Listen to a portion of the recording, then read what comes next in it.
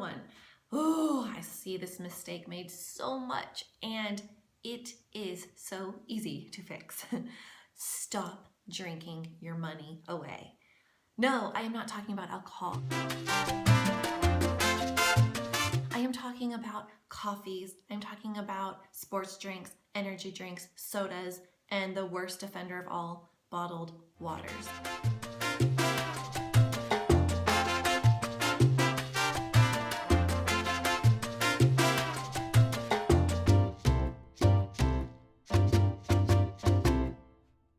You can make your own coffee at home just by using your coffee grounds. And I mean, there are so many ways to make super yummy coffees that actually taste good, that are gonna taste just like your favorite coffee drink. And you can make them for pennies on the dollar compared to the $3 to $5 that you're gonna be spending at your coffee shop. Don't buy any more sodas. You don't need them. Your body doesn't want them. When you drink that, it is literally poison going into your body compared to water, which is like liquid sunshine. Your body wants the water. Give it the water. So what I do is I always take my blender bottle. I use this for my vitamins as well, but I always have this with me everywhere I go. I do not leave the house without my water.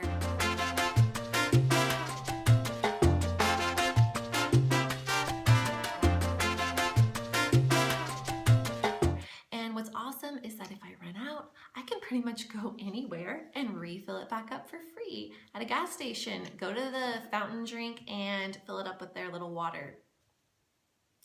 What is that word? Water spigot? When you're at a friend's house, fill up your water. When you're out at a public park, fill it up with a water fountain. What is that word? Bubbler? I'm from the north. It's called a bubbler. Y'all don't know about that. I'm also from the south. It's confusing, I know. So seriously, plan ahead, bring your water. Do not buy any more drinks. Just say no. Number 2, pack your lunches. Stop eating out. I know this one is like, everyone probably already kind of knows this one because it makes sense. And yet so many people, oh my gosh, I cannot believe how much people eat out for their lunches. All you have to do is plan ahead the night before, and you can make it really simple. Boil some eggs, make a quick salad, I don't know, get creative, whatever it is. You need to stop eating out because it is such a waste of money. The best thing that you can do is to put a limit on your spending. So every month, give yourself, let's say, I'm gonna say $50. You have $50 to spend on eating out for you or for your family. And once you reach that $50 limit, you're done. You are cut off. You cannot eat out anymore. So for you mamas out there who get tired on certain nights of the week and don't want to cook, save your eating out expenses for that night.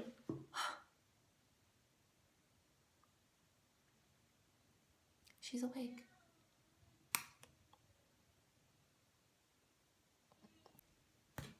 Let's try this again. I'm gonna make this quick, guys.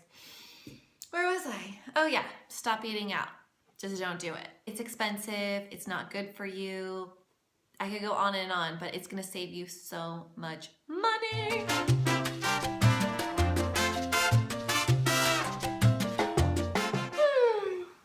Numero 3. Cut the subscriptions out. Get rid of your cable. I know, it sounds awful. How could you ever live without your cable? You need to be knowing what every show is doing and all your favorite reality shows and blah, blah, blah. No, you don't. My brain becomes sludge and I'm no longer thinking for myself. I see these commercials. All of a sudden I need to buy this and have this, and I see these shows. And all of a sudden I need these clothes and I need my nails done like hers and I need to have her mascara. It's like it takes over you. So it's already just a waste of your time anyways, because who cares what's happening on TV, but it's expensive. I know that we were paying about 80 bucks a month and it is the best thing that we have ever cut.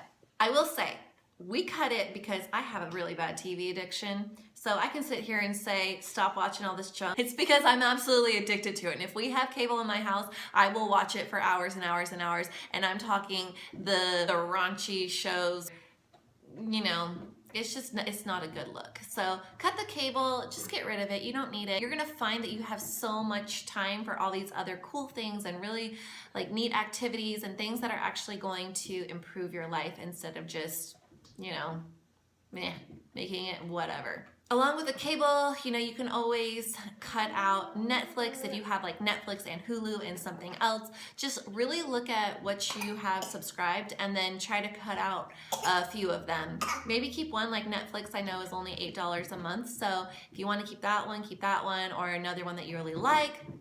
But other subscriptions are like going to the tanning bed, having your nails done, which is so unnecessary. And you guys can do your nails yourself. There are some super, super cute DIYs on Pinterest on how to make them just look adorable. I don't know, there's so much going on with nail polishes these days. I don't know because I don't wear it. But if you do, just don't go anymore. Same for getting your hair done. This sounds crazy. I do my own hair. I mean, I don't require a lot because my hair isn't difficult to manage. I'm just trying to grow it out and it's just really like one length. So I'll just kind of trim it a little bit just by, you know, same for hair dyes, just do it yourself or have a friend do it. Or you could go to like a school, like Paul Mitchell's school, they'll do it and they'll do it for a much cheaper cost than you would pay at a salon. Utilize your libraries. You get free books, you get free audiobooks, you can rent free movies. I mean, it's awesome. You can go down to the library, you can get all the books that you want, you can rent a bunch of cool movies, and the movies are like Hollywood movies, they're legit movies. So take advantage of your library and start using it because it's going to save you a lot of money, especially if you're someone who likes to buy books. Use your library. A little offset from the library is if you or your child loves to play video games, then save yourself some money and find friends who are willing to let you borrow their video games for a few months at a time or however long, you know, you want for that video game. They are so expensive, and once the excitement of it wears off, then you're gonna need the next one. So it's just like this never-ending cycle. If you have a kid that just has to have the newest game, sit down with your kid and explain to them what a budget is and how to budget and why you're not going to buy the brand new game, but you guys can pick a used game and you can, you know, he can use that for a few months or whatever. I don't know. I mean, you know, talking to your kids, I feel like they understand so much, and if you actually take the time to really involve them, they'll kind of wake up, and it's good for them to see it now. It's good for them to learn young that you have to be smart with your money and that you can't just blow it on anything that you want whenever you want. Otherwise, that's going to create debt in their lives later on, and you're just going to do them a huge service by teaching them now about budgeting and saving money and not having to have the most expensive thing right when you want it. So the next thing that I recommend everyone doing is to stop buying stuff and start selling your stuff. Get rid of the clutter, get rid of all the junk in your house, especially your closet. I know as far as like me and women in general, we constantly feel like we need a new shirt or we need a new, you know, pair of shorts. There's like so many things that women can buy, right? Because there's constant trends going on fashion. There are 52 seasons now instead of 4 seasons because they want you to buy. They want you to see the celebrity wearing their products so that you buy it. And it's just a big game to make you feel like, oh, now I'll be worthy of someone to love me, or now I'll be beautiful enough. No, you are beautiful. You are amazing the way that you are. Don't give in to that, what? I don't even know. It's like slimy. I hate it. It's gross to me. You need some motivation in this area. Watch a documentary called Minimalism. I saw it on Netflix and wow, it totally changed my perspective on buying things. You really feel like you need to buy something, wait 30 days. I know you guys have heard that before, but it really does work because if you're still super excited about it after 30 days, then get it because it's going to be something important to you. But after 30 days, you're most likely going to say, yeah, I don't really care that much. She almost fell. I better wrap this up soon. So 30-day rule. The last thing I'm going to recommend everyone to do is to meal plan, meal plan, meal plan. Whenever I'm making my grocery list, it is down to the exact thing that I need. Breakfast, lunch, dinners, and snacks. I do not waste any food now because of it. And when I go grocery shopping, I also make sure that I just had a really big meal. That way I don't go in there and buy every single thing on the shelf and then come home and say, what did I just do? So definitely meal plan, write it all down, and you're not gonna waste any food. It'll be awesome. You'll use everything that you need for that week, and you'll end up saving a lot of money. I was the absolute worst when it came to budgeting. I mean, up until just a little bit ago, I would just spend money like $20 here, $10 there, $5 here, just thinking that, I didn't have a spending problem because I'd always buy things that we needed or just spend a little bit of money here and there. But I would add up so much money over the month doing that. And at the end of the month, I would be like, how did I spend $400? Oh my gosh, I didn't think I spent that much. I am so fortunate because I have two awesome sisters who are amazing at budgeting. And they are the ones that motivated me to really start to watch what I'm spending. And my younger sister told me about this amazing app called Every Dollar. You guys need to check it out. I'm gonna show you right now how to use it. This was a game changer for me. Once I started using this app, I completely changed my spending habits because it is so simple and easy to use. You can use it on multiple phones for multiple people if you're under the same budget. And it forces you to look at every single penny you're spending, which sucks, but it's also awesome because you're gonna be amazed at how much stuff that you're buying where it really does add up. All those drinks that you bought for the month, $3 a day. Let's say you spend $3 a day on a drink, that's $90 in a month. I mean, that's a good amount of money to me. I think that's a good amount of money. You can buy something that's actually meaningful and that isn't harming your body. So stay tuned, watch how to use this app, and then use this app, you guys. You are going to love it, I promise you. So as you can see in the upper left-hand corner of my phone is the Every Dollar app. I'm going to click on that here. I already have my username and password set up, so it's going to automatically bring me to my monthly income. If you look at the very top of the app, it says May. You can click on that and then you can pick any month.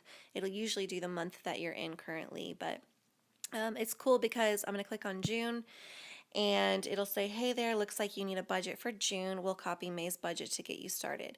This is awesome because you only have to make your budget once and then you're pretty much good to go. If you do need to make tweaks on it, it's super easy to do. So going back to the main screen, you can see here, I put the monthly income as $2,000 and this would be after taxes. And then everything underneath this is all of your bills basically just divvied up. So the first one we have here is under giving. This is abundant sharing, also known as tithing. This is the best thing that you can do with your money because you basically give a percentage of what you make to God and it just shows your trust for Him. And guys, I'm telling you, if you give God an inch, He will give you back a mile. He will pour on the blessings because He sees your heart and that you're just willing to give to Him. My husband and I started having a lot of financial freedom after we started doing this consistently. So just, you pick a number that is good for your heart and you kind of go off that. So moving on down to savings, you want to make sure that you pay yourself first. I click on savings here. So you usually want to start around 10% of what you make, and this money goes into different investments for yourself or as something where you can kind of fall back on if you needed quick cash for an emergency. So moving out of savings, then we've got our normal bills, which is the housing, your rent, utilities, phone. Transportation would be your car loan or car insurance, and then gas for your car. You gotta eat, so with food you got your groceries and then your restaurant allowance. And then the last one is your lifestyle. This is miscellaneous, everything else besides what we just talked about. And at the very bottom you can see where they have a folder for debt. This is good if you do have debt to start paying it off monthly, and it will help you to keep track of it. So I'm going to go back up here. So again, look up at the bar and we're going to click on spent.